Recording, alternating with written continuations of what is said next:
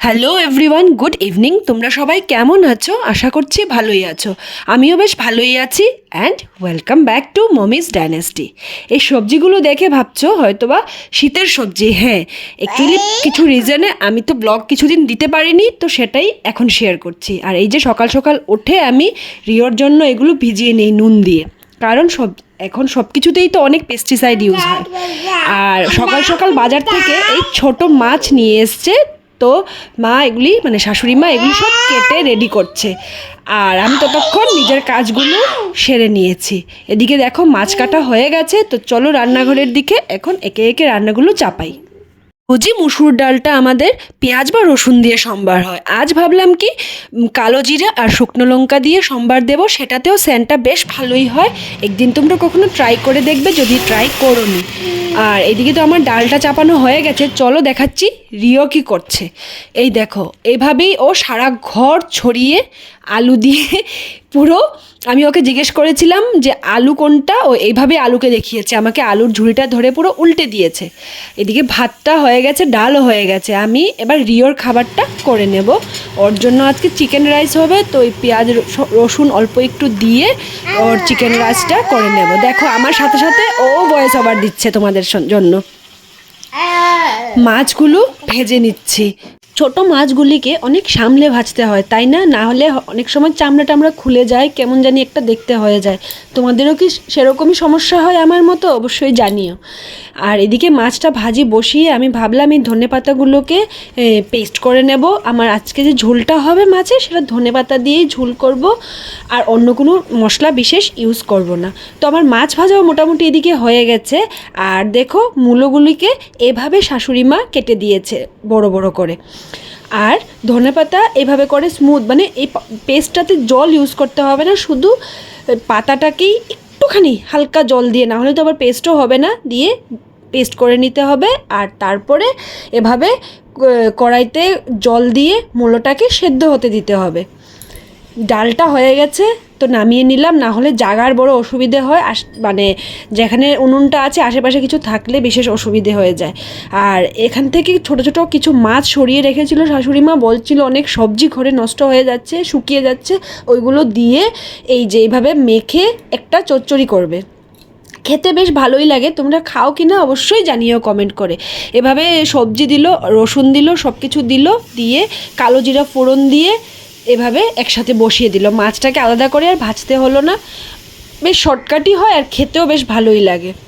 এটার মধ্যে আর শুধু দেওয়া হবে জিরে বাটা, ব্যাস, বাকি সব কিছুই দেওয়া হয়ে গেছে। দিয়ে এবার ভেজে একটু জল দিয়ে, যখন ভাজা ভাজা হয়ে যাবে একটু জল দিয়ে ব্যাস নামিয়ে নিতে হবে। এদিকে মূলোটাও সেদ্ধ হয়ে গেছে বলে মাছ আর হলুদ দিয়ে দিয়েছে, আর নুনটা আগেই দেওয়া হয়েছিল, না হলে তো মূলোটা সিদ্ধ হবে না। আর এবার নামিয়ে নিয়ে আলাদা করে সম্বার দেব। সম্বারটা কিন্তু মেথি দিয়ে দিয়েছি, এই রান্নাতে মেথির সম্বারটা বেশ ভালো মানায়, তাই জন্য।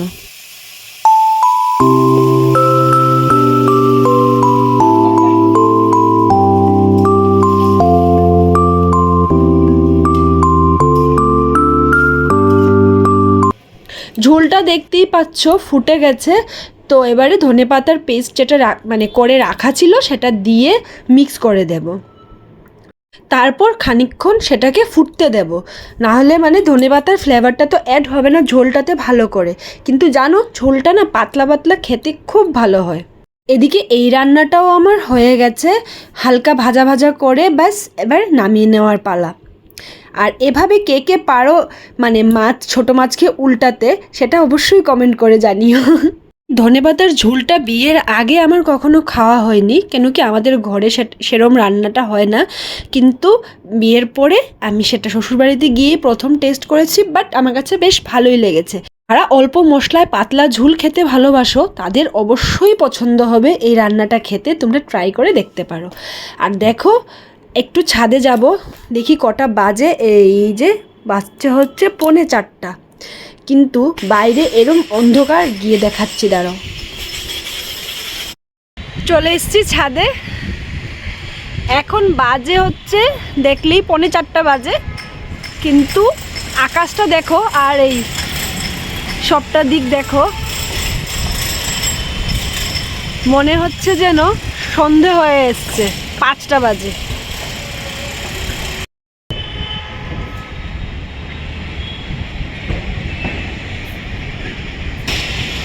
আকাশে মেঘ আর মেঘ। কালকে পুরো দিনই বৃষ্টি ছিল, পরশুদিন রাত থেকে শুরু হয়েছে, কালকে তো পুরো দিনই বৃষ্টি ছিল, তারপরে আজকে একটু কম, কিন্তু আজকে সেরকম রোদ ওঠেনি, মেঘ আর মেঘ। দেখতেই পাচ্ছ আকাশ পুরো মেঘে ভরে আছে। আর আমাদের এই যে দেখো ছাদে কি পরিমাণ কাপড় হয়ে আছে, অনেক মানে প্রচুর কাপড়, এর মধ্যে রিওর অনেক। আমাদের তো অত কাপড় হয় না, মানে যেটুক ভরলো সেটুকুই আমরা ধুয়ে দিয়েছি। আর কালকের দিনটাই শুধু বৃষ্টি ছিল, পরশুদিন আমাদের এখানে ছিল না, সাইক্লোনের এফেক্ট।